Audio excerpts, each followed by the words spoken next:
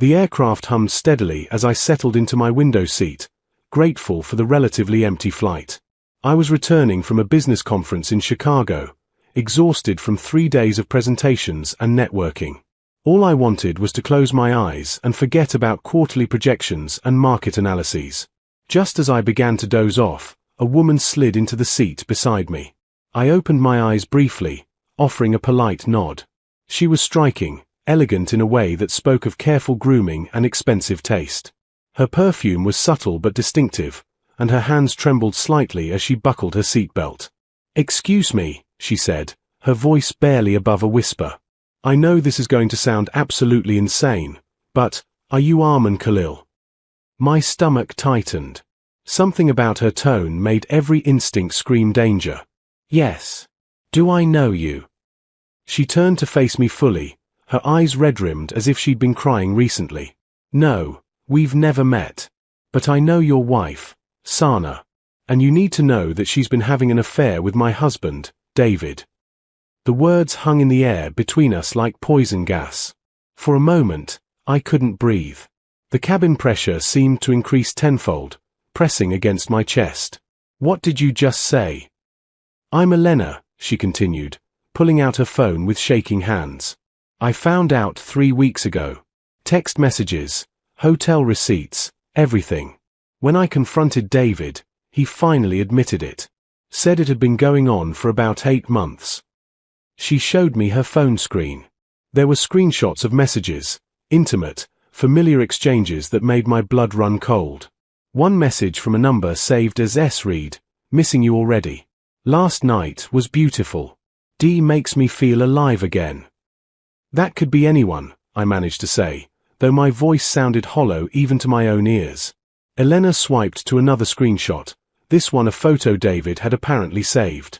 It was unmistakably Sana, lying in bed, her dark hair spread across a pillow I didn't recognize, wearing a smile I hadn't seen in years. The intimacy of the image was undeniable. "I'm so sorry," Elena said, and genuine sympathy filled her voice. "I debated whether to tell you. I've been following you on social media. I know that sounds creepy, but I needed to know who you were, what kind of man's life my husband was helping to destroy. When I saw you'd be on this flight, I bought a ticket. I couldn't just send a message or call. You deserved to hear this face to face." My mind raced through the past months, searching for signs I'd missed. Sana's late nights at the community center. Her new interest in yoga classes. The way she'd become distant during dinner, always checking her phone. I'd attributed it to stress from her volunteer work, her endless compassion for everyone else leaving her drained. How did they meet? I heard myself ask. At some charity fundraiser. David's company was sponsoring it. Sana was organizing volunteers. Elena laughed bitterly. Isn't that ironic? She was there helping others, and instead, she found my husband. The flight attendant's voice crackled through the speakers, announcing our imminent departure.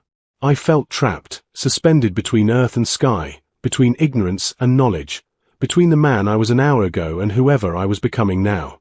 "What are you going to do?" I asked Elena. "I've already filed for divorce," she said quietly. 22 years of marriage, gone. Our daughters are devastated. David keeps saying it meant nothing, that he loves me, but how can I believe anything he says now? I stared out the window as the plane began to taxi. Below, the airport lights blurred into streaks of white and gold. Somewhere down there was the life I thought I knew, the home I shared with Sana, the routines we'd built over 12 years together, the future we'd planned. "Thank you," I finally said to Elena, though the words tasted like ash. "I know this couldn't have been easy for you." She reached over and squeezed my hand briefly. "We didn't deserve this. Either of us." As the plane lifted off, leaving the ground behind, I realized I was leaving something else behind too. The comfortable illusion that love and loyalty were enough to protect a marriage from the slow erosion of neglect and unspoken needs. The flight seemed endless. Elena and I spoke intermittently, sharing the strange intimacy of two people united by betrayal. She showed me more evidence, credit card statements from hotels, receipts from restaurants Sana had never mentioned visiting. Each piece felt like a small blade, cutting away at the foundation of everything I'd believed. "Tell me about her," Elena said at one point. "Help me understand what kind of woman does this." I leaned back, closing my eyes.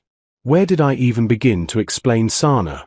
"She's the most compassionate person I've ever known," I said, and the irony wasn't lost on either of us. When we first met, I was volunteering at a soup kitchen. She was there every weekend, knew everyone's names, their stories. She remembered birthdays of homeless regulars, brought them specific foods they'd mentioned liking. Elena listened quietly as I continued. After we married, it only intensified. She worked as a social worker, but that wasn't enough. She volunteered at women's shelters, organized clothing drives, spent hours counseling teenagers in crisis. Our house was always open. People came to her with their problems, their heartbreaks, their emergencies. "That sounds exhausting," Elena observed. It was. For both of us. I opened my eyes, staring at the seat back in front of me. I used to joke that she was everyone's savior except her own. She'd come home depleted, emotionally wrung out from carrying everyone else's burdens. I'd suggest she take a break, focus on herself, on us. She'd agree, then get a call from someone in crisis and disappear again. Did you resent it? The question cut deep because I'd never wanted to admit the answer. Sometimes. Is that terrible? She was doing genuinely good work, helping people who desperately needed it. How could I be the selfish husband complaining that she didn't have enough left for me? Elena shook her head. It's not selfish to want your wife to be present in your marriage. Over the years, we became roommates who occasionally had dinner together. She'd talk about the shelter residents, the families she was helping, the grants she was writing. I'd talk about work. We stopped talking about us. We stopped dreaming together, planning together, laughing together. I remembered our last anniversary, just 2 months ago. We'd gone to dinner at an expensive restaurant. Her choice, an attempt to be thoughtful. But halfway through the meal, she'd gotten a call from one of her shelter clients in crisis. She'd spent 20 minutes in the restaurant lobby, coaching the woman through a panic attack. The food had gone cold. I'd sat alone, watching other couples hold hands and gaze at each other, wondering when we'd lost that. When was the last time she really looked at you? Elena asked softly. I mean, really saw you, asked how you were doing, what you were feeling. The question paralyzed me because I couldn't remember. Months. A year. Longer. David said something to me during one of our fights, Elena continued. He said Sana understood him, that she listened in a way I supposedly didn't anymore. It made me furious because I've spent 2 decades listening to him complain about his job, his stress, his problems. But apparently, that wasn't the right kind of listening. What is the right kind? I asked. I think it's the kind where you're not exhausted from giving yourself to everyone else first. The kind where you still have emotional energy to actually be present. She paused. Maybe Sana was so depleted from saving everyone else that when David showed up offering to save her for once, she couldn't resist. The thought lodged in my chest like a splinter. Was that it? Had Sana, in her endless compassion for others, neglected herself so completely that David's attention felt like water in a desert?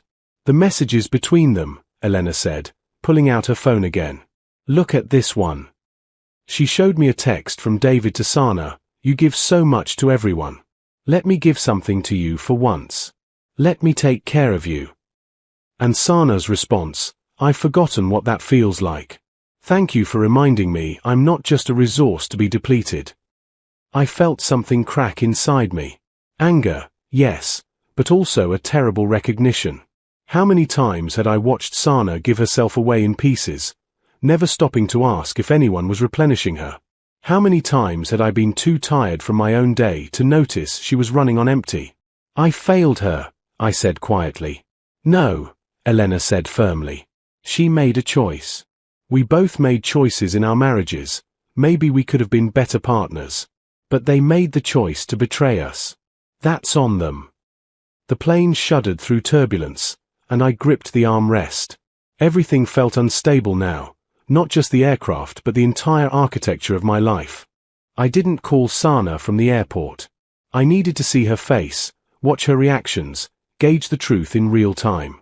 The Uber ride home felt surreal, familiar streets suddenly foreign, as if I was returning to a movie set of my life rather than the genuine article. Our house looked the same. The porch light was on, casting its warm glow across the garden Sana had planted last spring. I could see movement through the kitchen window, her silhouette as she moved about, probably preparing dinner even though I'd told her not to wait up. I stood on the porch for a long moment, key in hand, knowing that once I crossed this threshold, nothing would ever be the same. Then I opened the door. Arman. Sana appeared from the kitchen, smiling that reflexive smile she'd perfected over years of greeting people warmly. You're home earlier than I expected. How was the flight? She moved to hug me, but I stepped back. The smile faltered. We need to talk, I said, setting down my bag.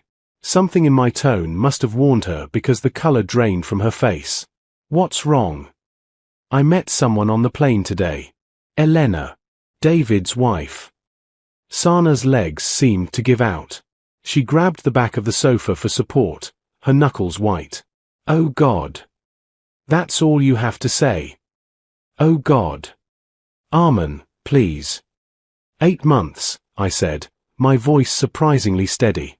8 months you've been sleeping with him. 8 months of lies, of sneaking around, of betraying everything we built together. Tears spilled down her cheeks. I'm so sorry. I'm so sorry. Sorry you did it or sorry you got caught. Both. Neither. I don't know. She sank onto the sofa, her whole body shaking. I never meant for this to happen. I laughed, a harsh sound that hurt my throat. No one ever means for it to happen. It just happens, right? You just accidentally fell onto another man's bed repeatedly for 8 months. Don't, she whispered. Please don't. But I couldn't stop. The anger I'd been containing since Elena's revelation poured out. Do you have any idea what it felt like, seeing those messages? Seeing that photo of you in his bed, looking happier than you've looked with me in years. I do love you, Sana said desperately. I never stopped loving you. You have a fascinating way of showing it. I was drowning. The words burst out of her with sudden force. I was drowning, Arman, and I didn't know how to tell you. Everyone needed something from me. The shelter, the community center, my clients, our families. Everyone had problems I was supposed to fix, crises I was supposed to manage. And I did it. I fixed everything for everyone. She stood up, pacing now, words tumbling out in a rush. But I was empty. Completely empty. I'd come home and you'd ask about my day and I'd start to tell you, but I could see your eyes glaze over. You were tired too. Everyone was tired. So I learned to just smile and say fine and keep going. That doesn't justify. I'm not justifying it, she shouted, then lowered her voice. I'm not. What I did was wrong.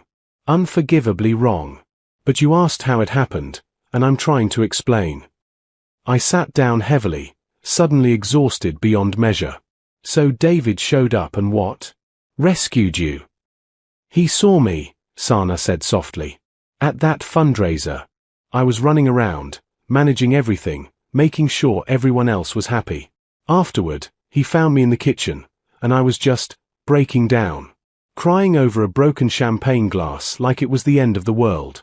He helped me clean it up. He asked if I was okay.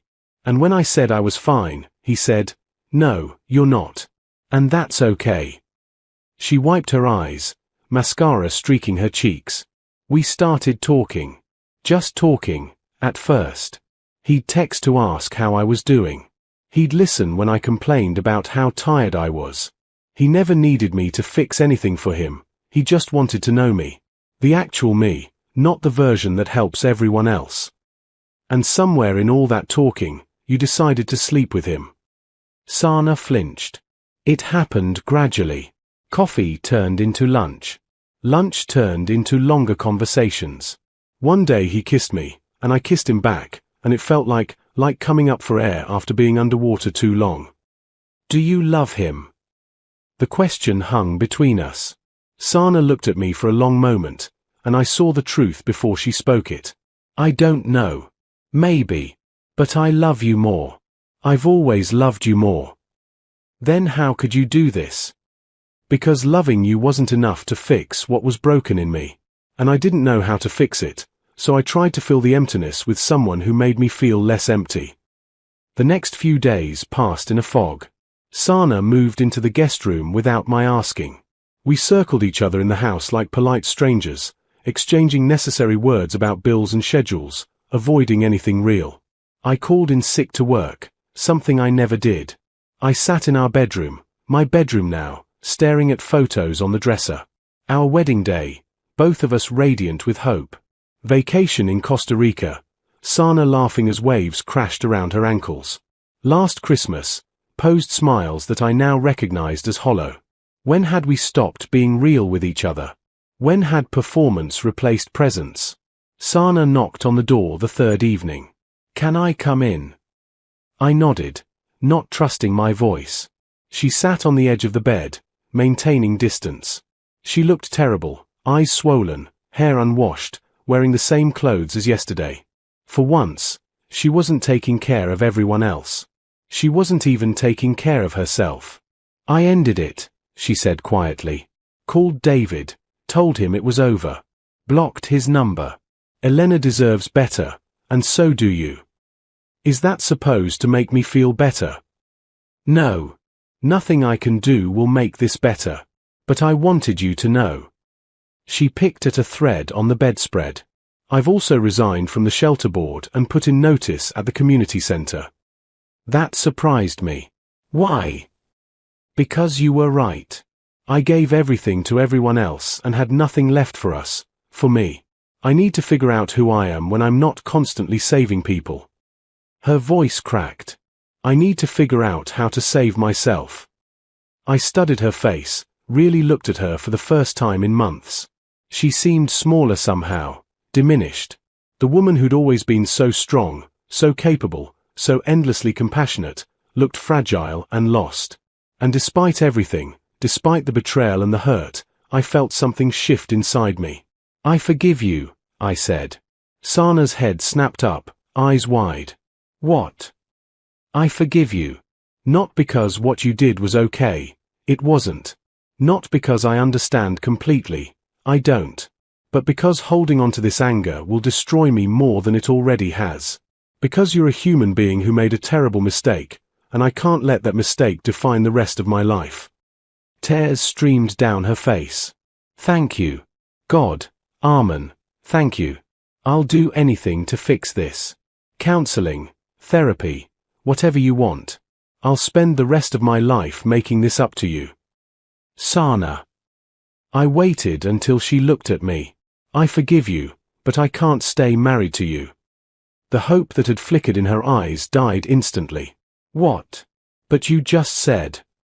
"I forgive you, but forgiveness doesn't mean reconciliation. Forgiveness is for me, so I can move forward without this poison eating me alive. But moving forward means moving on." "Please," she whispered. "Please don't do this. I love you. I made a horrible mistake, but I love you. I believe you. But love isn't enough. It never was." I stood up, putting distance between us. We broke long before David came into the picture. Maybe we've been broken for years, and we just didn't want to admit it. We can fix it. We can go to counseling, learn to communicate better, rebuild. "Sana, when was the last time you wanted to come home to me? Not out of obligation or routine, but genuine desire to be in my presence." She opened her mouth, then closed it. The silence was answer enough. "When was the last time I made you laugh? Really laugh, not the polite chuckle you give when you're being nice?" I continued. "When was the last time we stayed up talking about our dreams instead of our problems? When was the last time we made love and it felt like connection instead of obligation?" "That doesn't mean we can't get those things back," she said desperately. "Maybe we could. With years of work, with therapy, with both of us fundamentally changing who we've become. But Sana, I don't want to." The truth of it settled over me as I spoke. I'm tired. I'm so tired of trying to make something work that's been dying for years. The affair didn't kill our marriage, it just revealed how dead it already was.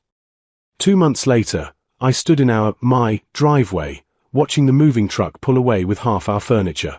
The divorce papers had been filed. Sana had found an apartment across town. We'd divided everything with surprising civility, both of us numb to the process.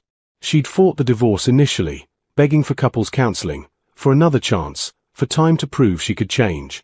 But I'd held firm, and eventually, she'd accepted it. She'd started therapy on her own, she told me during one of our last conversations. Working through why she'd spent so many years depleting herself for others, trying to understand what she was really running from. I hope you find whatever you're looking for, I told her, and I meant it. Elena and I had coffee once, a strange meeting between two people bonded by betrayal. Her divorce from David was nearly final too. She looked lighter somehow, despite the circumstances. How are you doing? She'd asked. Better than I expected. You? The same. It's odd, I thought losing my marriage would destroy me. But actually, I feel relieved. Like I've been holding my breath for years and can finally exhale. I understood exactly what she meant. Standing in the driveway now, I felt the spring breeze on my face and realized I felt something similar. Not happiness exactly, but a kind of quiet peace. The house behind me held 12 years of memories, some beautiful, many mundane, some painful. But they were just memories now, not chains binding me to a past that couldn't be recovered. My phone buzzed. A text from James, my college roommate. Poker night Friday? Been too long, man. I smiled and typed back, I'm in. When was the last time I'd spent an evening with friends, doing something just because I wanted to? When had I stopped having a life outside the hollow routine my marriage had become? I thought about Sana sometimes, wondered how she was doing in her new apartment, whether she'd found a healthier balance in her life. I hoped she had. Despite everything, I didn't wish her harm. The anger had faded, leaving behind something that felt almost like compassion, not for the woman who'd betrayed me, but for the woman who'd lost herself so completely that she'd sought salvation in all the wrong places. I'd lost myself too, I realized. Somewhere in the years of comfortable routine and unspoken resentments, I'd forgotten who I was beyond being Sana's husband. What did I like? What did I want? Who was Arman Khalil when he wasn't defined by a failing marriage? I was starting to find out. I'd taken up running again, something I'd abandoned years ago when life got too busy. I'd joined a book club, started learning guitar, planned a solo trip to Iceland I'd been postponing for a decade. Small things, but they felt revolutionary, choosing myself, my interests, my growth, without guilt or apology. A neighbor walked by with her dog, waving cheerfully. Beautiful day, isn't it? It really is, I replied, and meant it. The sun was setting, painting the sky in shades of orange and pink. I thought about Elena's words on that plane, how she'd taken a chance on telling me the truth even though it meant revisiting her own pain. That conversation had shattered my world, but it had also freed me from living a lie. Sometimes destruction is necessary for rebuilding. Sometimes endings are actually beginnings in disguise. I went back inside, closing the door on the empty driveway. The house was quiet but not lonely. There was a difference. I was learning. Loneliness was what I'd felt in a marriage where neither person truly saw the other. This quiet was simply space, space to breathe, to think, to become. My phone buzzed again. This time, an email notification about the Iceland trip I'd booked. 3 weeks in a country I'd never visited, doing things I'd only dreamed about. Old Arman would have cancelled, found some reason why it was impractical or irresponsible. New Arman was going. I pulled out my laptop and opened a blank document. For years, I'd thought about writing, stories, essays, anything creative, but had never made time. Too busy, I'd always said. Too busy maintaining a marriage that was already over, apparently. I started typing, not sure where it would lead, just letting words flow. It felt like learning to breathe again after years of shallow breaths. Forgiveness, I typed, is not the same as reconciliation. You can forgive someone and still choose to walk away. You can release your anger without erasing your boundaries. You can wish someone well while recognizing they can't be part of your future. I thought of Sana, probably in her apartment, maybe making similar discoveries about herself. I hoped she was finding her way, learning to fill herself up instead of depleting herself for others. I hoped she'd find someone who saw her, who cherished her, who met her halfway. But that someone wasn't me. Couldn't be me. We'd both changed too much, hurt too deeply, grown in directions that no longer intersected. And that was okay. The hardest lesson I'd learned over these past months was that love alone isn't enough to sustain a marriage. You also need presence, attention, intention, effort. You need to choose each other daily, not out of obligation but genuine desire. You need to see and be seen, know and be known. Sana and I had stopped choosing each other long before David entered the picture. We'd been two people living parallel lives, occasionally intersecting but never truly meeting. The affair had just made the inevitable undeniable. I saved the document and closed my laptop, feeling lighter than I had in years. Outside, the last rays of sunlight faded into twilight. Tomorrow, I'd wake up in this house, my house now, and decide what I wanted to do with the day. Not what needed to be done, not what someone else required, but what brought me joy. It felt radical. It felt right. My phone lit up one more time. A text from an unknown number. Hi Armin, this is Rachel from the book club. A few of us are getting coffee Sunday morning if you'd like to join. I looked at the message for a long moment, then typed, I'd love to. What time? New beginnings don't announce themselves with fanfare. They start quietly, with small choices to move forward instead of staying stuck. They start with forgiveness, of others, of yourself, of circumstances you can't control. They start with the recognition that sometimes the bravest thing you can do is let go. I had loved Sana. Maybe part of me always would. But I loved myself more now, enough to know I deserved a life that was fully lived, not half survived. Enough to walk away from what was broken instead of spending years trying to fix something that was fundamentally incompatible. As I turned off the lights and headed upstairs, I felt something I hadn't felt in years, anticipation for tomorrow. Not anxiety or dread, but genuine curiosity about what came next. The woman on the plane had given me a terrible gift, the truth. And though it had hurt beyond measure, though it had cost me my marriage and upended my life, I was grateful. Because now, finally, I was free to become whoever I was meant to be. And that was worth everything.